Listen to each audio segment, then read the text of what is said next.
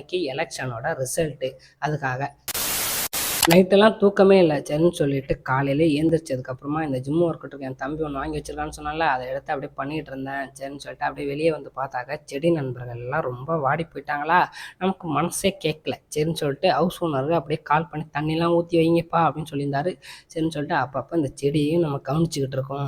சரின்னு சொல்லிட்டு அதெல்லாம் தண்ணி ஊற்றி முடிச்சுட்டு பார்க் போக வேண்டிய வேலை இருந்துச்சு. சரின்னு சொல்லிட்டு ஷூ சாக்ஸ்லாம் மாட்டிட்டு எங்கள் ரூம் பக்கத்துலேயே ஒரு கோயில் ஒன்று இருக்குது. அந்த கோயிலுக்கு போயிட்டு சாமியெல்லாம் கும்பிட்டுட்டு அங்கே இருந்த பட்டையெல்லாம் போட்டுட்டு வந்தேன். நான்லாம் இன்னைக்கு விளாகே ஸ்டார்ட் பண்ணல, யூடியூப் சேனலே பண்ணலை அப்படின்னாலும் இன்றைக்கி நான் கோயிலுக்கு வந்திருப்பேன். ஏன்னா இன்றைக்கி எலெக்ஷனோட ரிசல்ட்டு.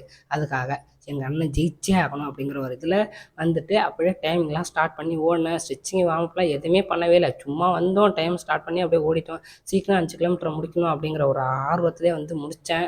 ஆனால் 5 கிலோமீட்டர் கூட முடிக்கவே இல்லை. கிட்டத்தட்ட ஒரு 2 கிலோமீட்டர் கூட கம்ப்ளீட் பண்ணவே இல்லை.